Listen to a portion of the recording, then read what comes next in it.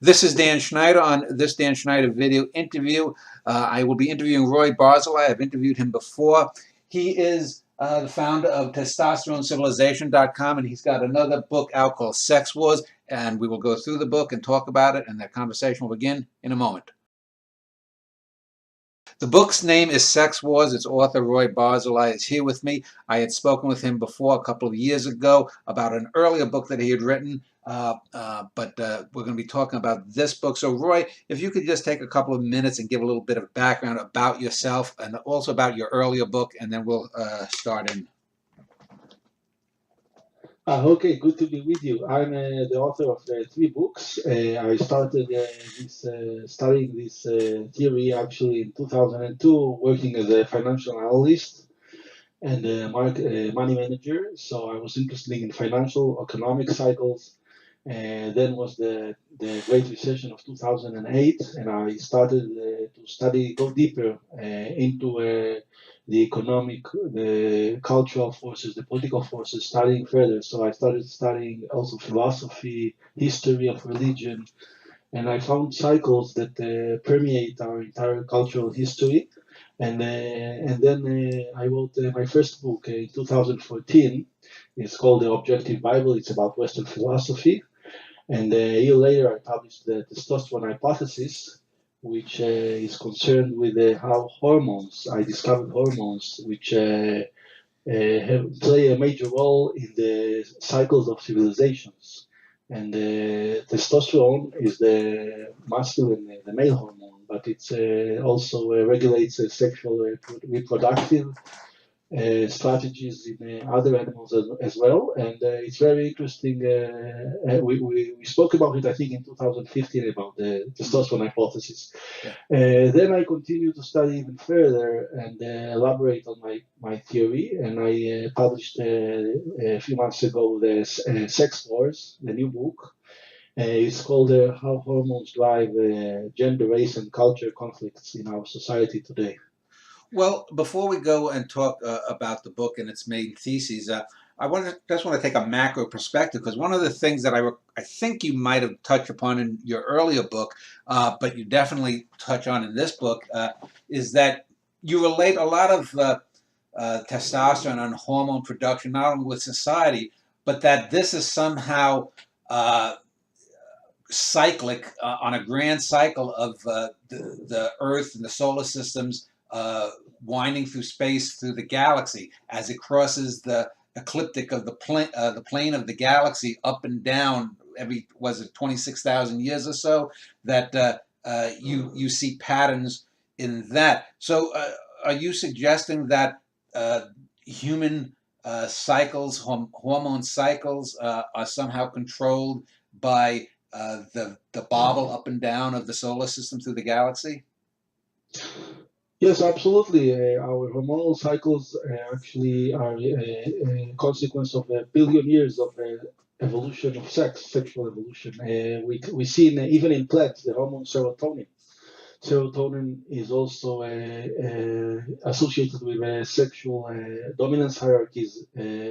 For instance, the famous psychologist Professor Jordan Peterson talks about the role of serotonin in lobsters, how they dominate the social status in dominance, sex dominance hierarchies in lobsters. Well, there are invertebrates. Invertebrates such as mammals and us, we have also testosterone. So we have two hormones there. They have a dual relationship in setting our reproductive sexual patterns. And they are also associated with solar cycles with light. In the morning, when light rises, serotonin rises, and also testosterone. And at night, they both drop, and serotonin is transformed into melatonin, the sleep hormone, by our pineal gland. So these hormonal cycles are regulated according to solar cycles. We are synchronized. The entire life cycle on Earth. Even the plants have the hormone serotonin. It's the most ancient hormone is serotonin, and is directly related to solar cycles. And it is the precursors of melatonin, the sleep hormone. So the entire the daily circadian rhythm, our monthly rhythms, our even annual rhythms are controlled by solar cycles.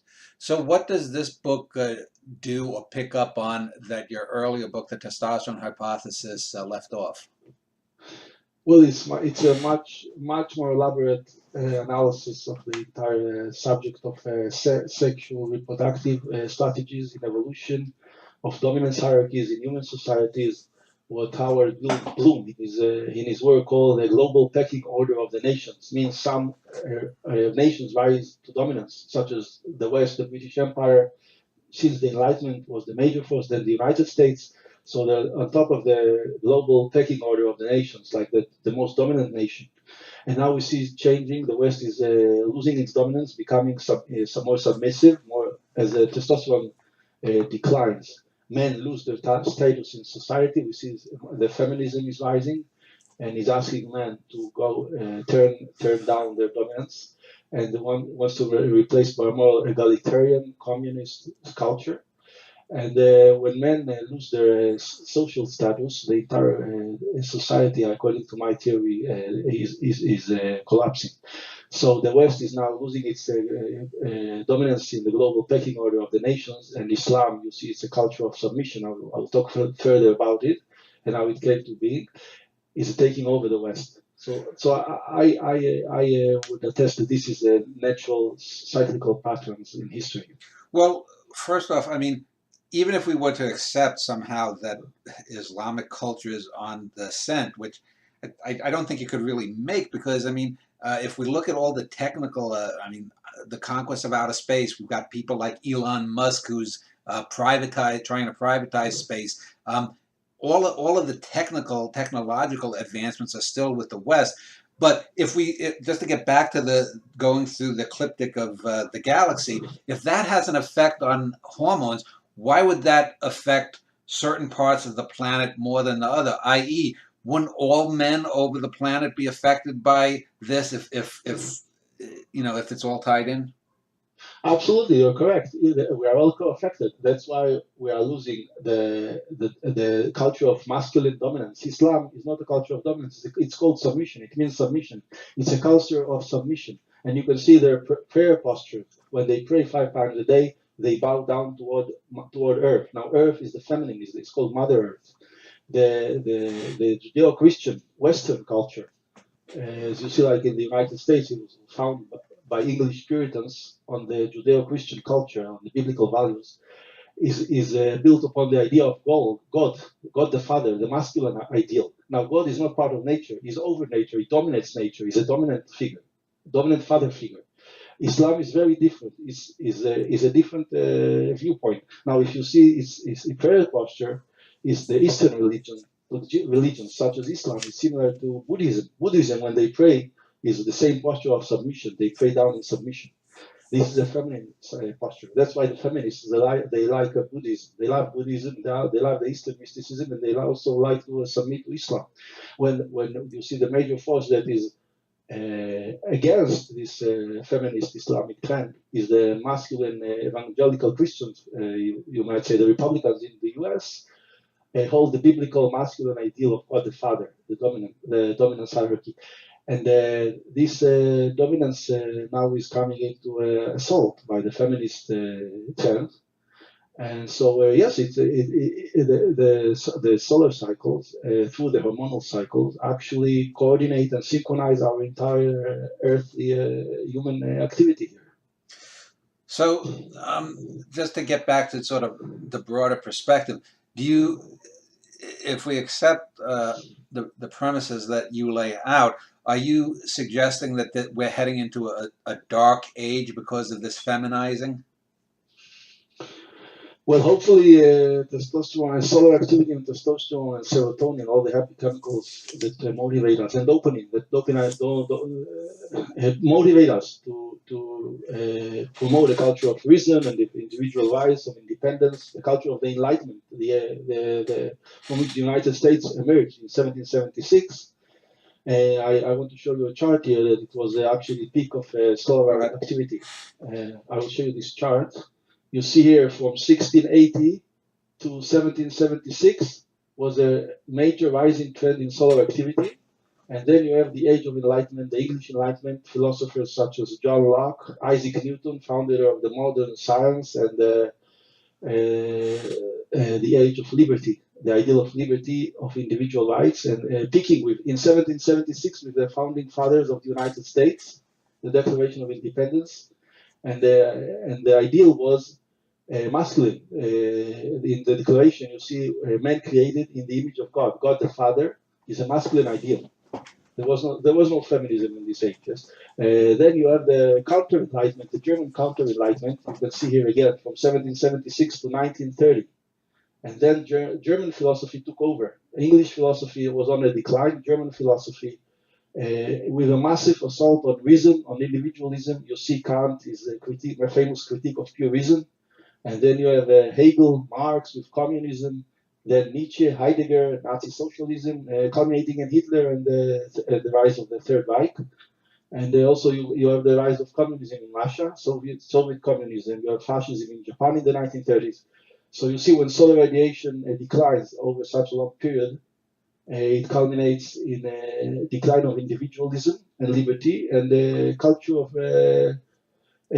collectivism. So you would link Nazism and Stalinism also with an earlier age of feminization, correct? Yes, if you see 1920s, in 1919s, the women's rights movement and the socialist movement, the Nazi party was called the Nazi Socialist Workers' Party, and it was founded about 1919, and then the feminists got the women's voting rights in 1990, also in Germany. And in 1920, Weimar Germany was a similar period to today. You have the rise of homosexuality, the transgender movement. Feminism is we are in the same social mood because of declining testosterone levels. But when you talk about the rise of homosexuality, I mean, it's not as if there are more homosexuals. It's just that they're more politically active. I mean, there have been homosexuals throughout the whole of human history. Of course, it depends what is the percentage statistical. I think it's on the rise because the testosterone levels are on the decline. Some periods, like you see, Hebrew Bible was a heterosexual culture, and if you see the opposite, is the ancient Greek culture was a homosexual culture. Also promoted pedophilia, pedastry when the adult wounds the child. And if you see during the Dark Age, Augustine was an asexual culture, they became monks. So it depends on testosterone levels. According to my theory, you can gravitate between a heterosexual, homosexual, or asexual culture. And now you see in the Me Too, feminist Me Too movement, we are moving into asexual culture where sex is now equated with sin. All men are equated with rapists, it's male sex drive. It's very similar to the Augustinian doctrine of original sin, where sex is evil now. So testosterone levels are really on the decline. It's very dangerous. But you would equate a low testosterone level with the height of the Greek civilization, Greek Republic. But the Roman Empire, was that during a high or low testosterone period? Well, you can see actually, I have a chart on the book about that. Between 500 BCE, this beginning of the ancient Greek and Roman, great classical Greek age of Greek philosophy and Roman Republic, starting when solar activity was bottoming out, and then it was starting to rise for 500 years. It rose from the 500 BCE till the year 0, the birth of Jesus and the beginning of Christianity. And at this point, it reached a peak. And then the culture changed. Rome changed from a republic to an empire, trying to conquer. It's more the parasitic communist style of conquering other nations rather than focusing on its self-autonomy, on its own citizens. So that's what happened, according to my theory, when solar activity and testosterone level decline. Now, I can explain. It's very interesting how this came to be in biological sense. Well, yeah. Before you do that, and I just want to ask, but it seems to me that when we look at things like we're talking now is Islamism today, Nazism and Stalinism, or we go back to the ending of the Roman Republic and the founding of the Roman Empire, these are generally considered times of conquest, which are generally related to the masculine, that you're Alexander the Great, or you're Hitler, or you're Napoleon, or you're Stalin, and you want to these are generally thought of as masculine exhibitions. You're saying that that's actually the feminine side? Well, yeah, that's interesting part because I based it on a theory of Harvard biologist E.O. Wilson. He's very famous on his research of ants. Now, they are social animals, and he recently published a book called The Social Conquest of the Earth about the similarity between ants and human societies, because we are also an ultra social species, and that's a very important thing to understand. We cooperate and build things together in huge groups of millions of individuals, in nations and entire civilizations. And there are very few other species that can do that. They are called eusocial species, and these are the ants, the bees, the termites, and very few others, and humans. Now, what is very interesting is that you have this nest, and this is the idea of the nest, and we are all working together. Now, what I suggest is, in difference between ants and humans, is that we are much more complex. In ants, it's an all-female nest. There are no males in the ant. The males have no role in the nest. It's all female workers serving the reproductive capacity of the queen. And that is the centralized model of society. Well, now in humans, a big difference is that male play a major and even dominant role in society. But this changes.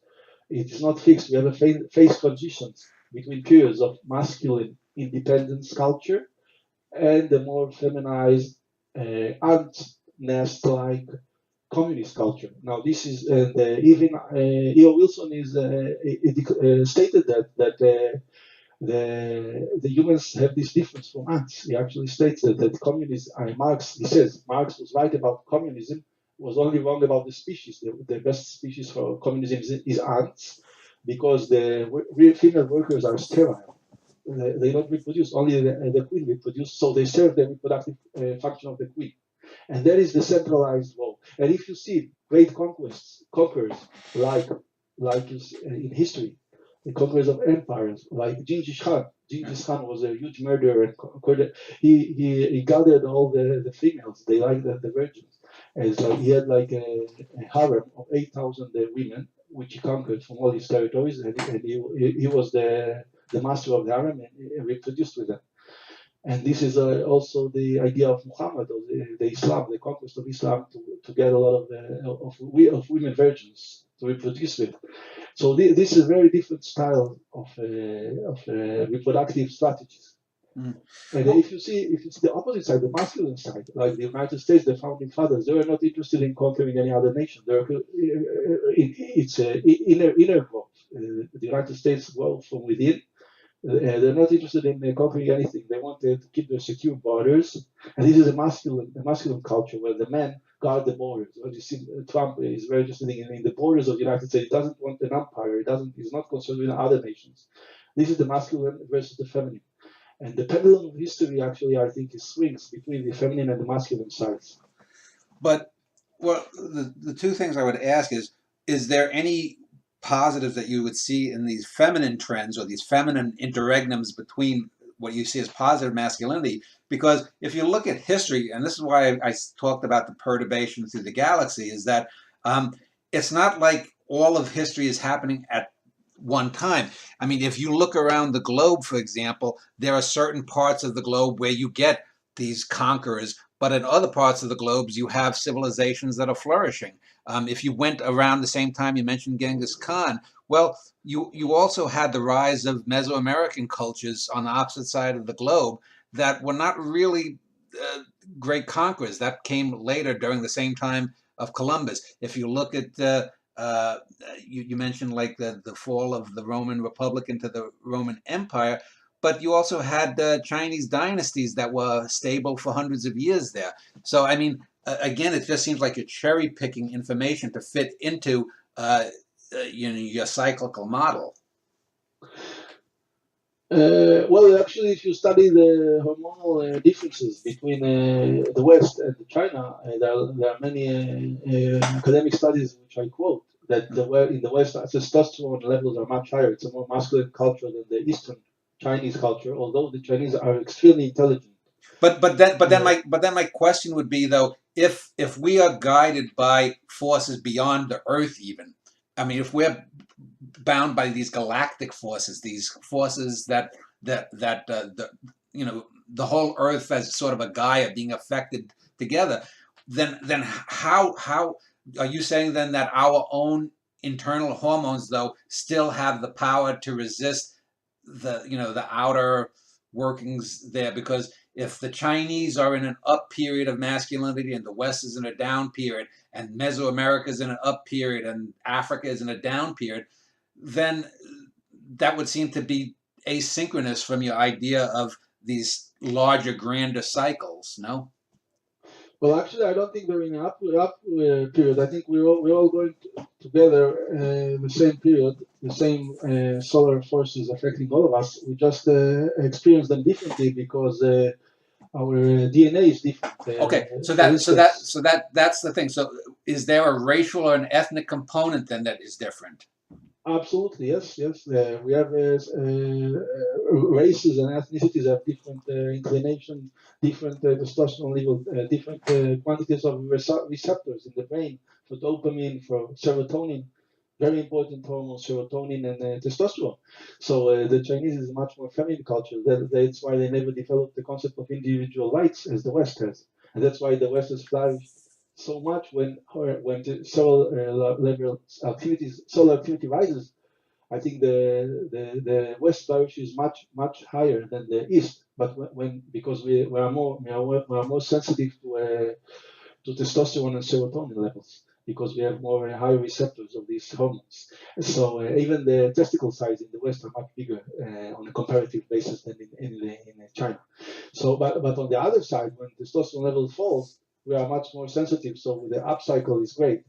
Since the period of the Enlightenment, the West is dominated. But when it falls, I think China will do better because it's less sensitive to lowering the testosterone levels. So, That so it might do much well in the 21st century when testosterone levels decline.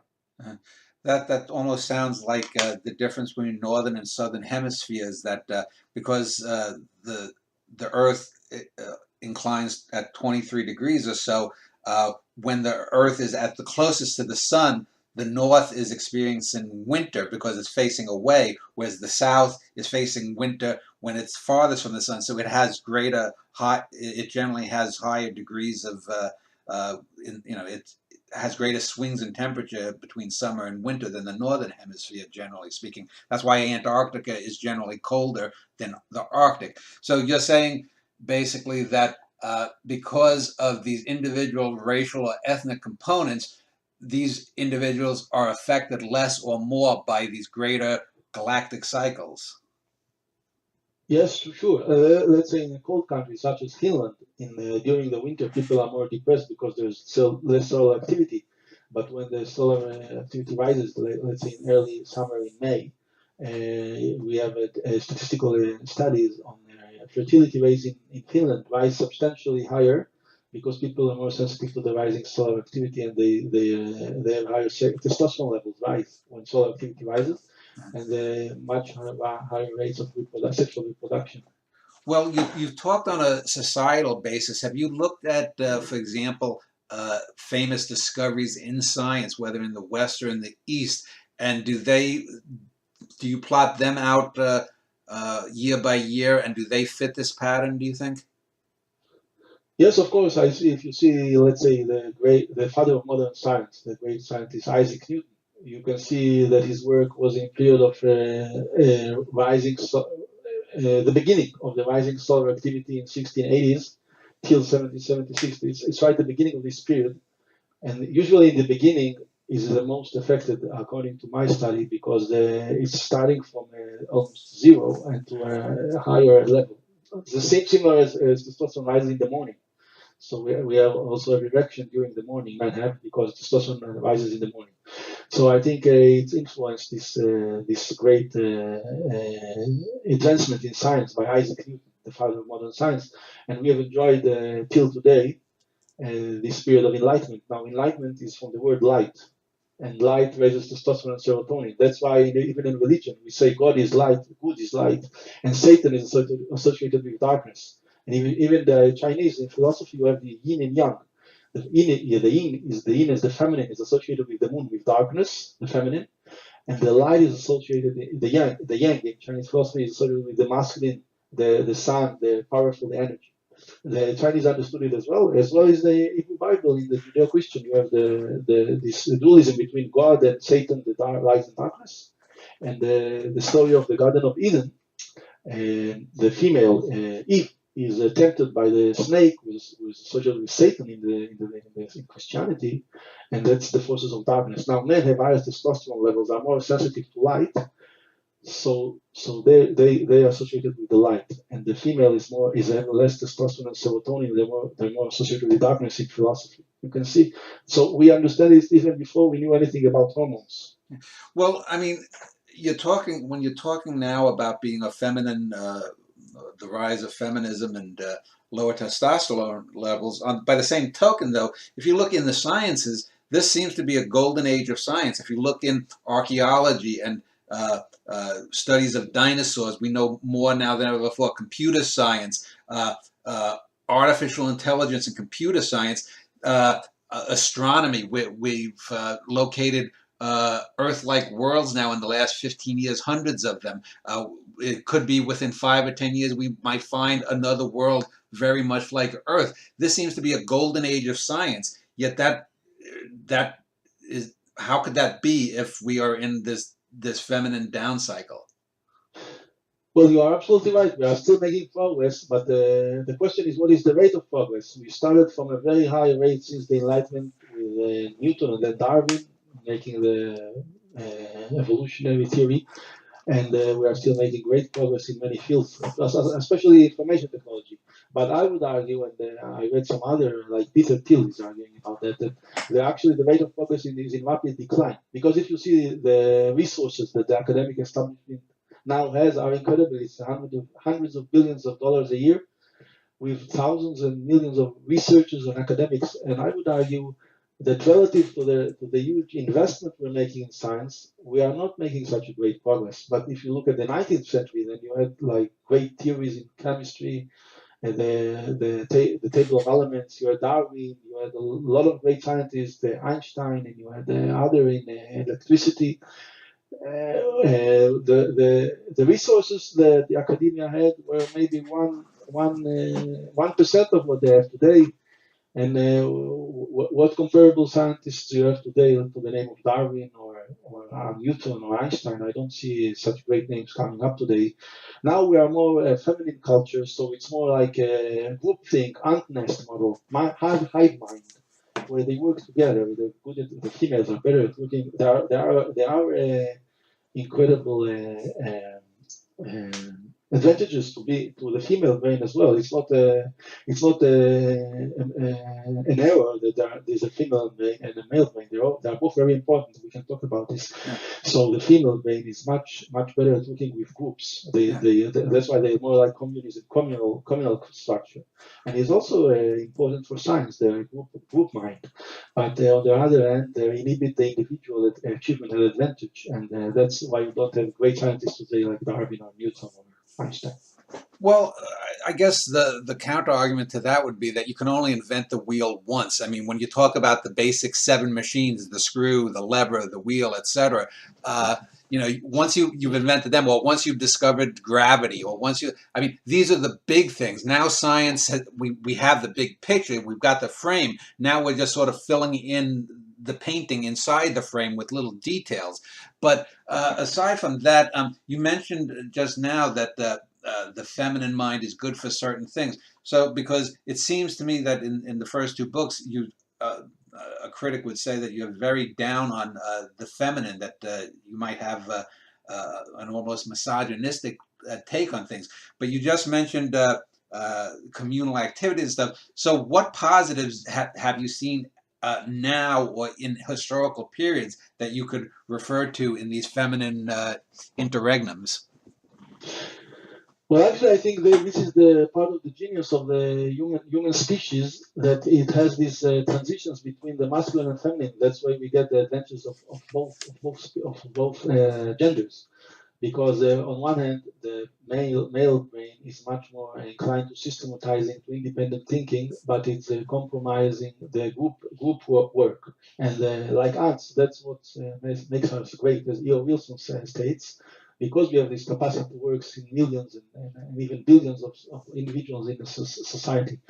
Furthermore, it's a total different perspective. If you see the masculine brain, let's say of the Enlightenment, is a biblical worldview where God dominates nature, is more a creationist view. They don't like evolution because evolution is a survival of the fittest. Darwinian evolution is a submission to the forces of nature, and they are evil. You have mass extinctions, you have Nazis, you have communism, you have death squads. Evolution is not a happy story for humanity. So, but it's a part of the biology of the species is evolution. We cannot disregard it because we don't like it. So this feminine brain that is more in submission to the forces of nature, rather because it's more submissive than the dominant masculine brain, its ideal is more godlike.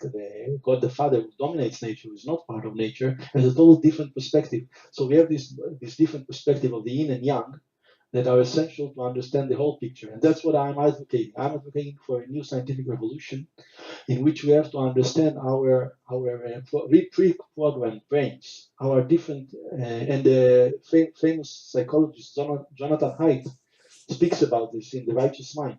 We both feel righteous, we both view the world in different ways, and we have to consider these different perspectives, and they are actually both true in some principle, because they perceive different perspectives of nature.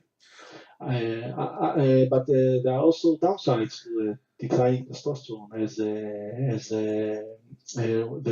there is a tendency to be anti-reality in the anti-masculine brain, because you see with the feminine brain, let's say during the Dark Ages, the Augustinian doctrine of original sin is led to the fall of the Roman Empire in the Dark Ages, because it was a totally anti-reality, and it became the communist ideal that you have to join Jesus in another world, and it's a total denial of this world, and reality is evil. It's called Gnostic philosophy that equates this world with evil, and that's why we have to unite humanity in a different world, and we ignore reality.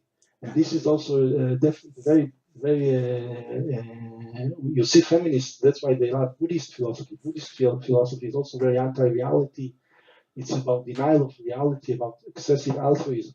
And this is Ayn Rand. Actually, I studied her philosophy. She was right in a category attacking this view, because it leads to a decline of reason. So we have to understand the whole perspective. Well, I think I mentioned in our early interview, I'm not a fan of Ayn Rand, but I don't want to talk really about Ayn Rand here. I wanted to talk about the Me Too movement, and I agree that I think this is an era where people are divorced from reality. Everyone wants their own truth. Rather than actually dealing with reality. To me, reality is something deeper than truth. Truth is always a commentary on reality. But you mentioned early in the book, around page 1920, you talk about the Me Too movement. And as we are recording this, just a day or two ago, a famous Hollywood movie producer named Harvey Weinstein turned himself into, I think it was the New York City Police Department, for apparently years of sexual abuse and perhaps rape of some young actresses. Now, I'm not a big fan of the Me Too movement because I don't like people just being accused, whether we're talking the Salem witch trials, whether we're talking the McCarthy witch hunts, whether we're talking about in the 1980s, the so-called satanic daycare scandal, that kind of thing. But when you have people like Bill Cosby, who looks pretty damn guilty, and the Weinsteins and Kevin Spacey and whatnot, it, I mean, Me Too may be a fairly obnoxious kind of thing, but it's also a pretty good thing, though, that to get these scumbags off the street, just like whether or not you're pro or anti-gun. I'm for the Second Amendment here in the U.S., and I think people should be allowed to have guns, but I don't think individuals should have things that can shoot down 747s from the sky. Do you think that there are? I mean, what is your take on Me Too? Because I mean, uh, even though they may go about things in an obnoxious way, they seem to have good intentions, at least. Yes, that's true. Of course, this culture of sexual abuse has to be condemned. But actually, the feminist movement, you can see its evolution in the 1960s, where they were for free sex because testosterone. 1950s, where the culture of family values, masculine culture, and more patriarchal, more conservative. And then testosterone declined in the 1960s and 70s. You had the feminist revolution, the sexual revolution. They were for free sex. Now they are becoming anti-sex. They are becoming authoritarian. It's more like the Augustinian doctrine of original sin. All sex is evil. They are not for free sex anymore, like in like the hippie generation of the 1960s. So I believe if you study it scientifically, objectively, it attests to to complete collapse of testosterone level. And I think the next phase will be becoming nuns and monks. And you see also the left loves Pope Francis, who is a monk. It's becoming an asexual culture. And this is, I think, very dangerous because people stop reproducing and you have the total collapse of fertility rates in the West, particularly in Europe. This is that's what happens during the decline of, if you study the decline of the Roman Empire, they had the same problems. And then the barbarians came over, and that's the Islamists today. So I think the Me Too movement is a testament to the collapse of testosterone, and I think the death of the West as a result. What is your take on transgenderism? Because you quote Camille Paglia, and I generally agree with Paglia on her social issues. I don't think she's a good art critic, but socially she makes some good points. And you seem to say in your book that you look at transgenderism as a result of this feminization, and you talk about even some parents wanting to have their kids undergo transgender operations or counseling or whatnot. How does this tie into your thesis? Yeah, I think Kamalia is really a genius. Her work is great. I focus more on hormones, but she has a very same thesis to mine. She's also an art historian, so she studied history of Western civilization and religions like me. And what she has discovered, that she states, is that when gender differences decline and you have the transgender culture, men become very feminine and less masculine, the culture got collapsed. That's what happened in Rome, according to her, and in ancient Greece as well. So we agree on and she's a lesbian and self-described transgender personality, so she has a very good handle on this because she experiences self-hand. So it's very important to consider her viewpoint, I think, and she's very well learned and very studied for decades. I think she's right, and the testosterone decline is part of the natural life cycles of civilizations, and that's causing our collapse in fertility rates and the dominance of our society of the West.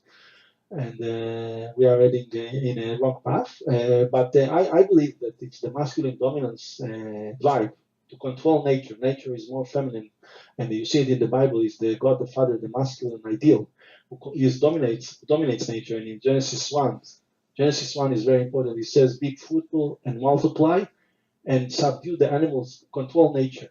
And I think this is a part of our drive to control our own animal nature, is part of the masculine part. And that's why we have to understand both the feminine and the masculine to understand the whole. On page 76, you talk about men of this generation being physically weaker than ever before. And I don't know, are you talking globally? Because when I look in the West, for example, I'm 53 years old.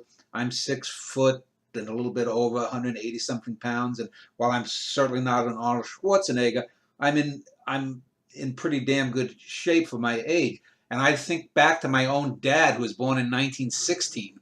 In 1969, when he was 53, my age, he had gray hair. He was almost totally bald. He was stooped. He was of the greatest generation. And the modern medicine and healthy eating, I mean, by any measure, I could outrun. I'm stronger than my dad. I'm in better physical shape than my dad ever was at a respective age. So are you talking worldwide, or because certainly in the West, health and medical improvements have made human beings in the last 50 years.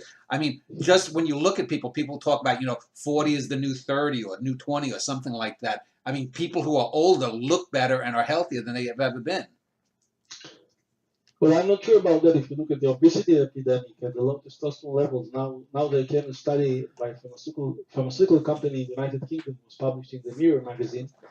50% of 30-year-old men, 50% are impotent. They have a serious erectile dysfunction at age 30. There is some anecdotal evidence about men today in their 20s. They have testosterone levels of about 250, 300. It's like men. But you're talking obesity and impotence in the West, not globally. It's more affecting in the West because the West is more obese, and I think also in the West because we have a very high standard of living. We work less physically, and physical work drives up the testosterone levels. It's associated with masculinity and muscle. So I think actually the West is becoming weak because we are successful. We have to work less physical, and that's lower testosterone levels, and maybe that's also one of the reasons you see intellectuals who are less physical are usually more feminine. I think there's some studies about that. Around the same portion in the book, you talk about feminists wanting to bring in what did you say here? You say the barbarian, the feminists are in the final phase of castrating, eliminating, and replacing the impotent Western male with the barbarian hordes of the Islamic Jihad.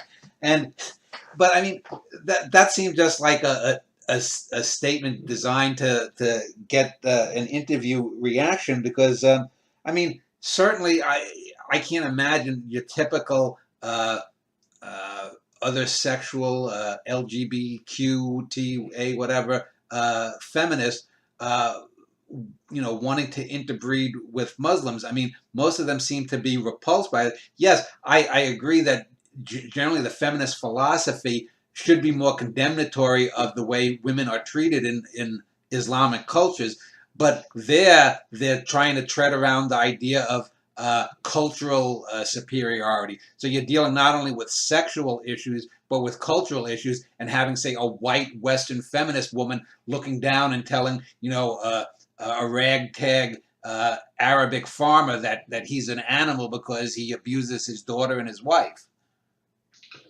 Well, actually, they never condemn the what they call the third world cultures, the more barbaric culture. And you see, it's also in communism. You have this in German Romanticism.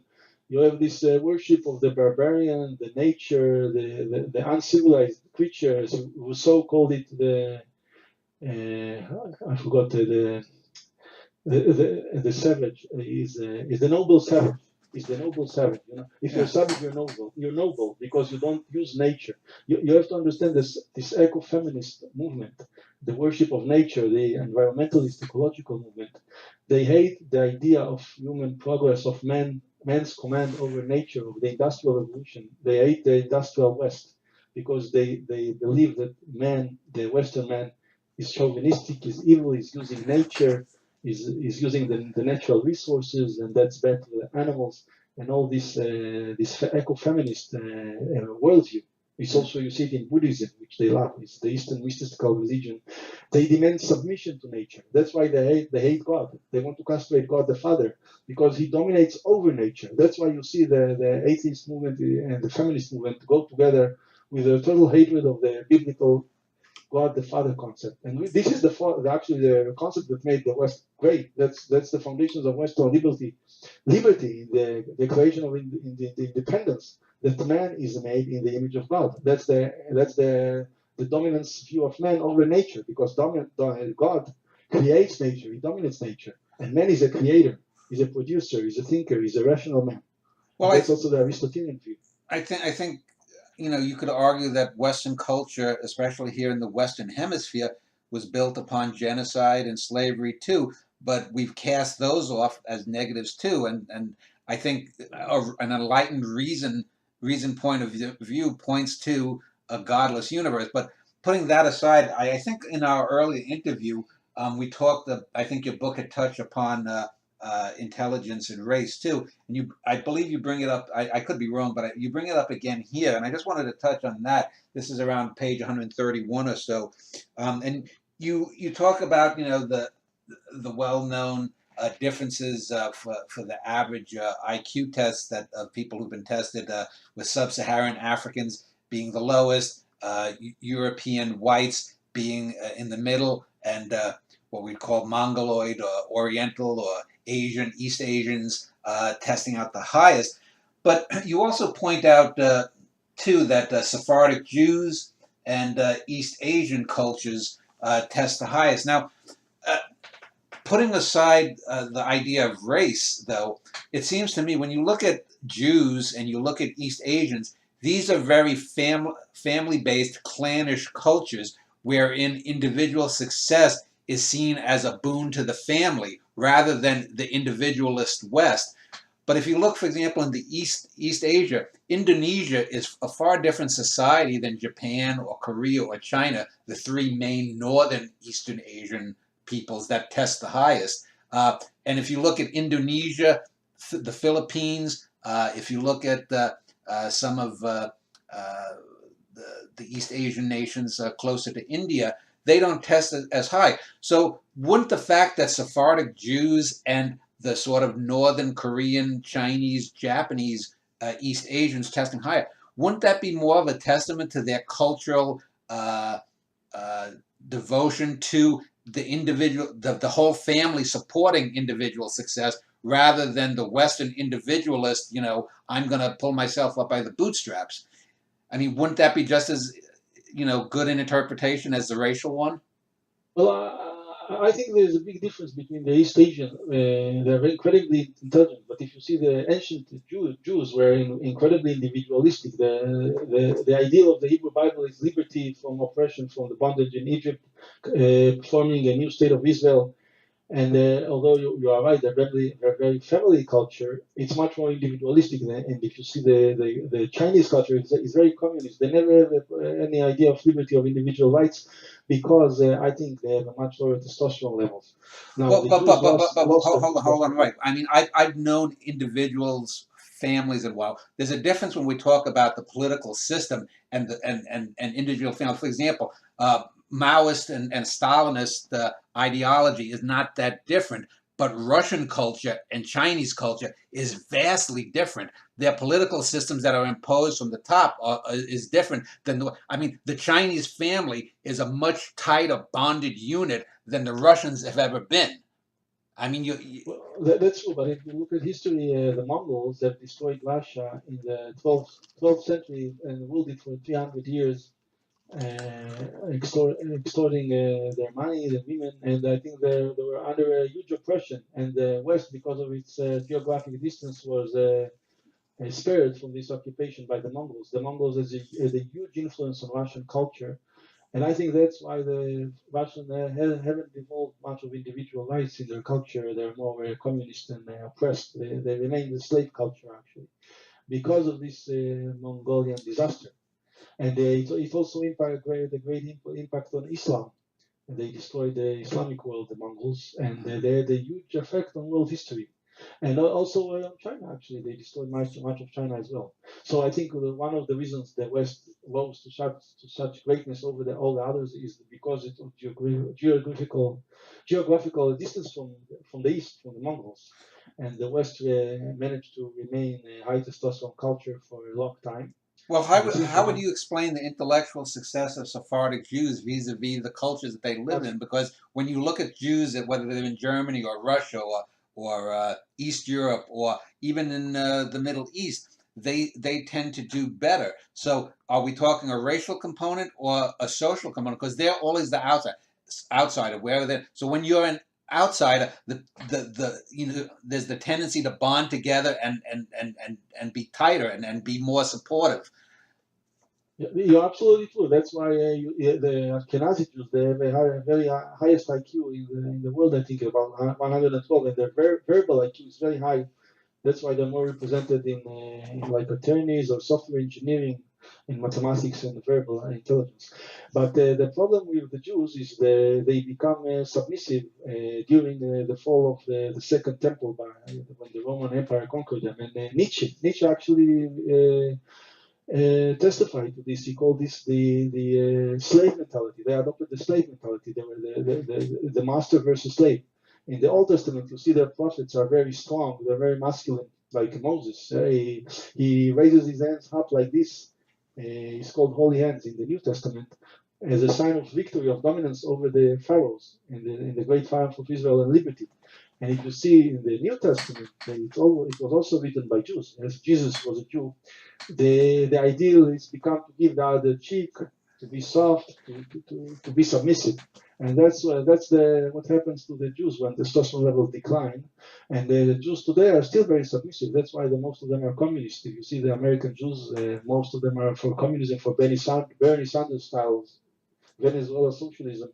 They are against independence. They don't understand the American culture at all, because they came from Eastern Europe and were oppressed for hundreds of years. And actually, we have much evidence that this causes epigenetic changes in the DNA, and oppression has a very negative consequences of characters through the generations. So it's very difficult to get out of this loop.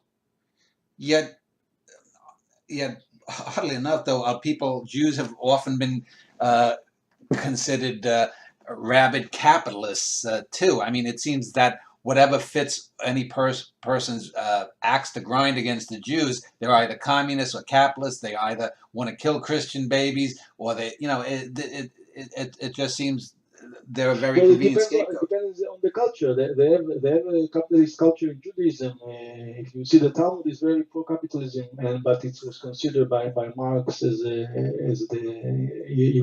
was very anti-Semitic because of the Jews are for self-interest, personal self-interest and capitalism.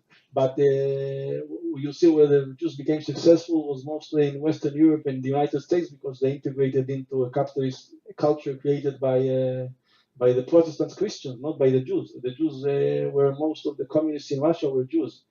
So I don't think that Jews understand the culture of individualism, which our forefathers in the ancient scriptures during the time of Moses were. I think we lost it, and Nietzsche understood it in his slave mentality. I think it's more slave mentality today in Jews. Well, let me ask you, on page 171, you have probably the most interesting chart about hemlines and stock, the rise in the stock market. Now, this seems to be one of these things that you seem to be conflating like two different things. I mean, do you seriously believe that the hemlines of women's dresses really has a predictive effect on the stock market, or vice versa?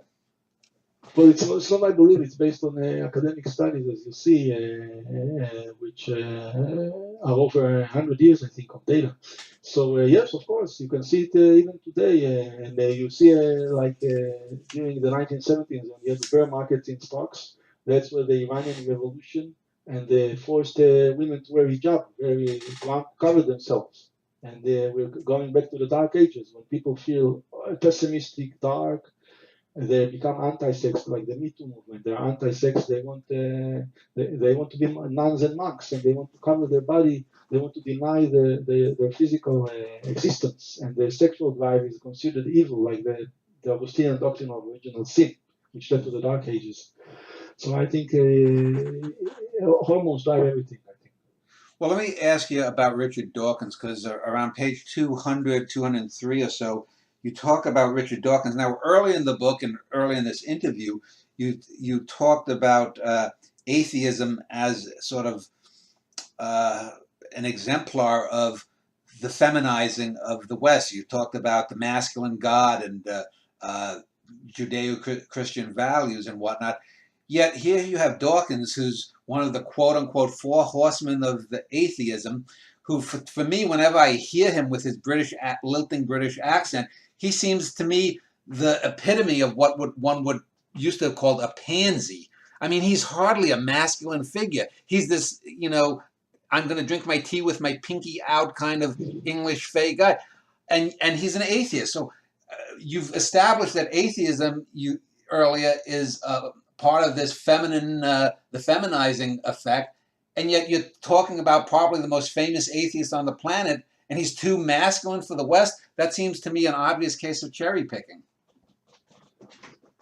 Well, actually, if you study Dawkins, like all the other atheists, they're all socialists, they're all anti-independence. The culture of communism, independence, altruism, that's what they like. They don't like the self-interest egoism of capitalism, and they're against capitalism.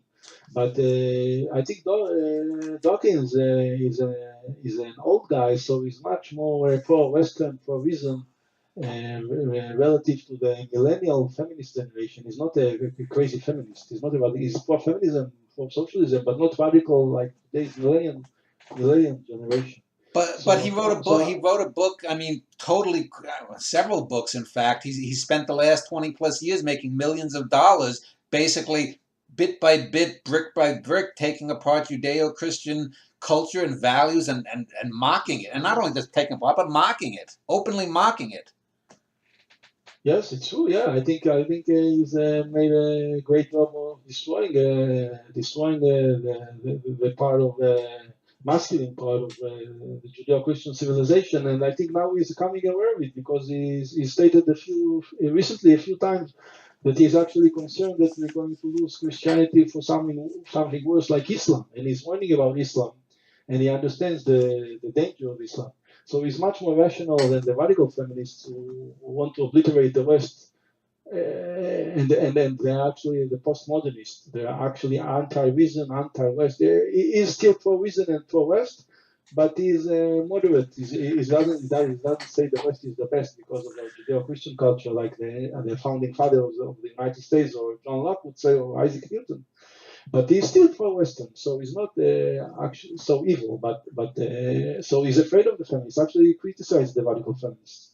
They're totally crazy. They're anti-Western completely. Well, let me ask you about another figure who's quite controversial, and I'm not the biggest fan of myself, Elon Musk. Do you see Elon Musk as a feminizing or a masculine figure? And what is your take on him in general, vis-a-vis your theory? I think it's a complete fraud. I think the collapse of the high-tech bubble is going to come very soon. He's built his empire on subsidies, the green revolution, all this eco-feminist environmentalist movement with solar stuff that he gets subsidized from the government. He's not a capitalist. He's not a capitalist. He just takes money off the government, and there's a lot of short sellers shorting his stocks. They believe it's going to zero. It's all based on hype and debt. So I think what's going on now is we are in the midst of a manic boom in the stock market, a huge financial bubble. We're going to collapse very soon, and we're entering a Great Depression. It's like a manic depressive cycle. We're in a peak of the manic phase, and now we're entering the depressive phase, like the 1930s. And we're going into a Great Depression, and this whole financial bubble and high-tech bubble is going to boost very soon bust.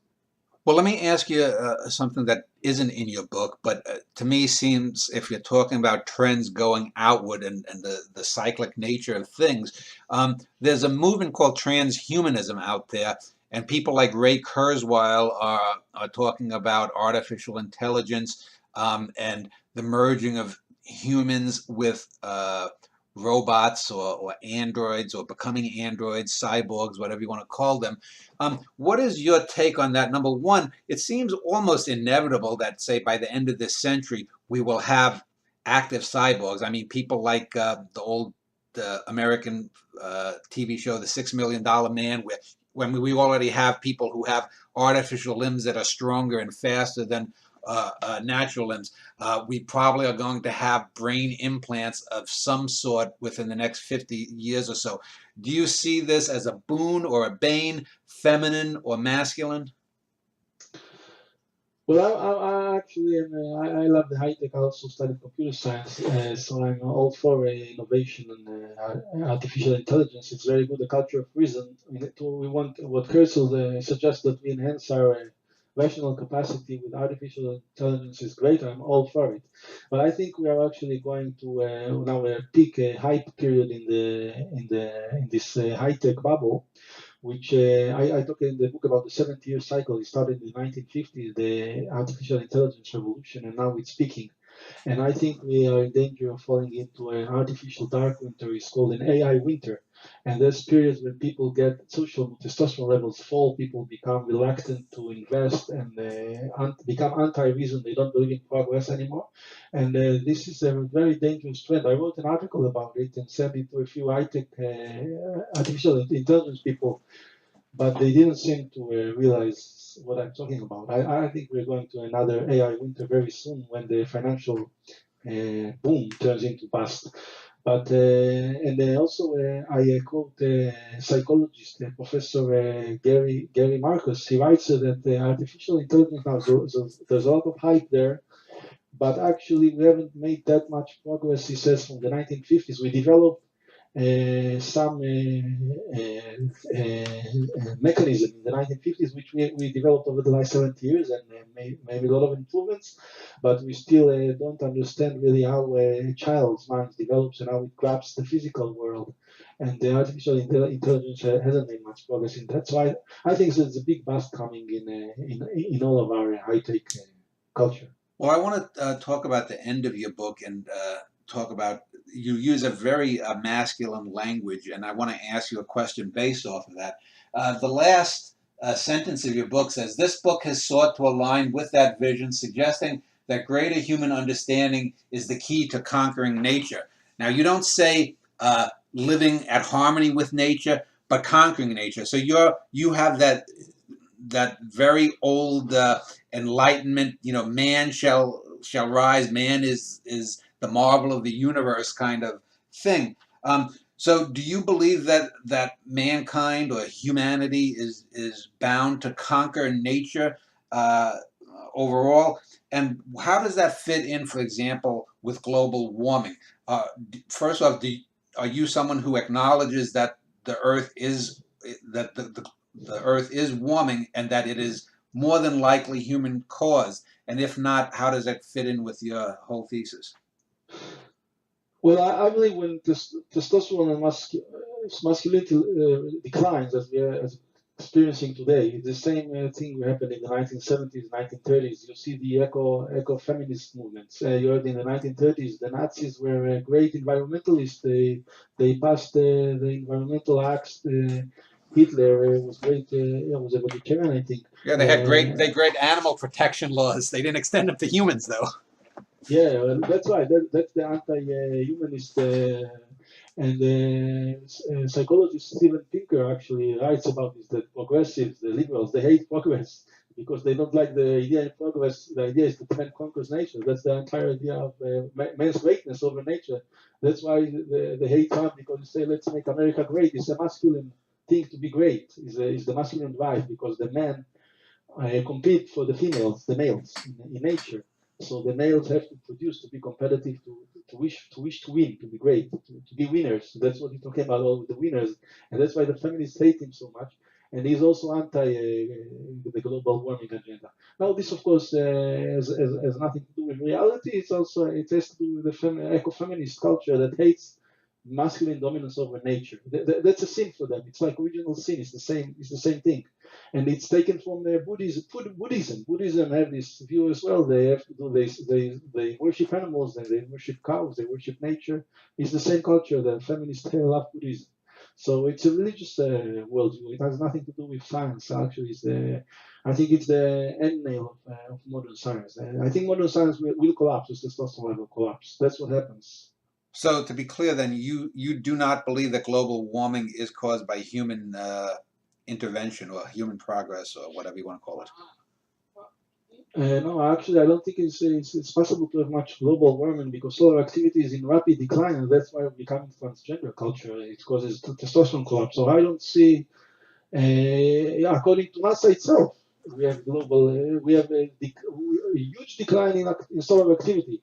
So if you're eating at home, you shut it down, how is your home going to be warmer? It's impossible. I think we're heading into a global cooling. We are in great danger, and actually global cooling is the worst thing that can happen, because then photosynthesis stops and we start fighting. And that's what's happening today. That's why we see all the wars in the world.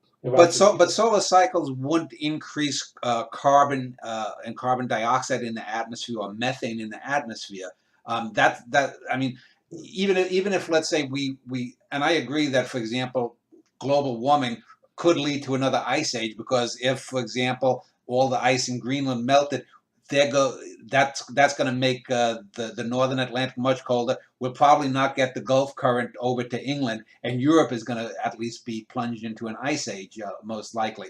But anyway, let me just ask you then, to wrap things up.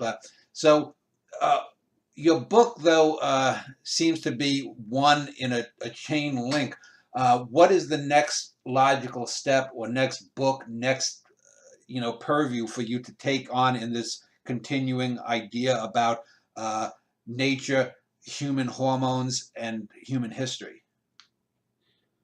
Well, I think that I've completed what I did is a sort of revolution in the social sciences. I've sought to turn it into a more scientific basis, similar to Newton in the physics, Darwin in biology with evolution. Now we need, I think, a new revolution in the social and sciences and humanities, based on recent developments in neuroscience and evolutionary psychology. We can now understand really how our brain works. But the problem is, as famous psychologist Jonathan Haidt says, that we have radical social justice warriors and feminists total control of the academic institutions. So they're not allowing great scientists like Jonathan Haidt to express themselves. You are not allowed to say anything the truth about gender, sex, and hormones. And if these are the main drivers of our culture, of our worldview, of our science, of our religion, everything, so you cannot make any progress. Western science is reaching now a dead end. Well, And but what I wanted to know, though, is your next book or your next project, are you going to be focusing more on human sociology and how this relates to the theses developed in your earlier books, or will you be going more, say, galactic, and talking about human culture and maybe finding other grander cycles out there? Are you going inward or outward, in other words? yes, yeah, actually, I agree with you. I think I completed my theory regarding to human social systems. Now I'm more interested in other things. I don't know if I will write another book very soon, because it's a lot of work. It takes years of research. It took me this book took me 3 years full time. So if I would engage in such activity, I think I would seek to study maybe physics, because I think the science of physics, theoretical physics, has totally collapsed because of testosterone collapse.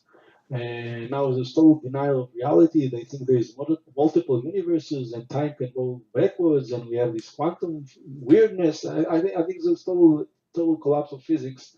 So we need some people who are interested in reality, objective reality, with some really logical grounding.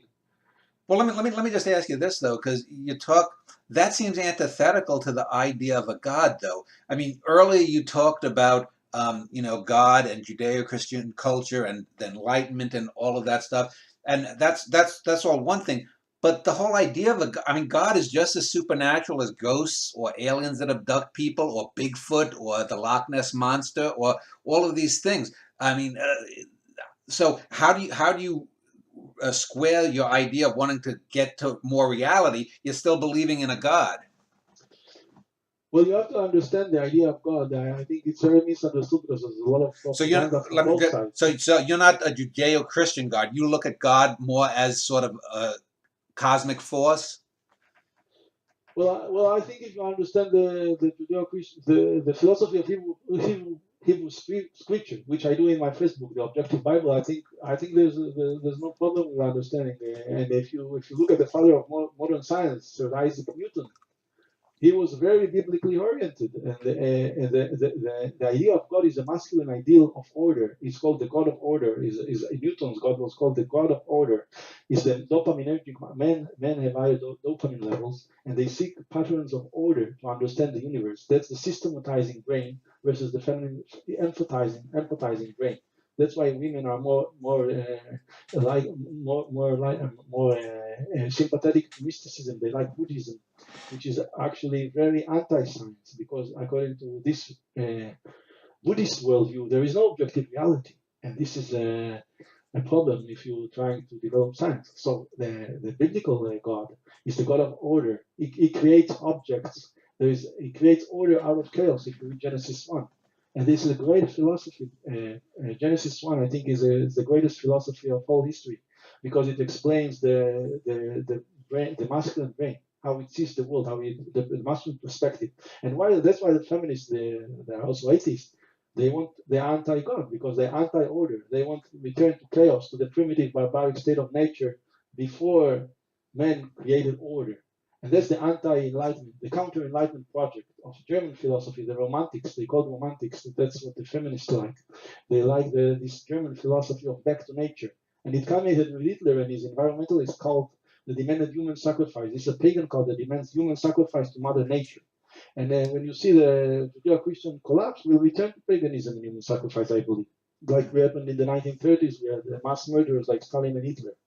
So I think the God of order is actually very viable, and you have to understand how order is created through energy. And the third thing in Genesis 1 is God creates light. And we need energy, we need light to create order. That's according to the second law of thermodynamics. If you don't have energy, you have entropy, order collapses.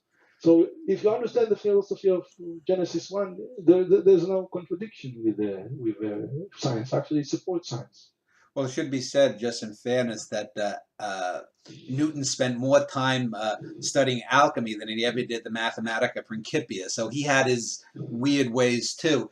But testosteronecivilization.com is Roy Barzilai's website. You can find information about his book there or on Amazon.com.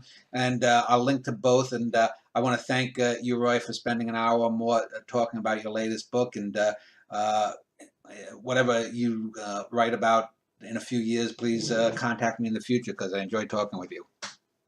Thank you. It's always great to be with you.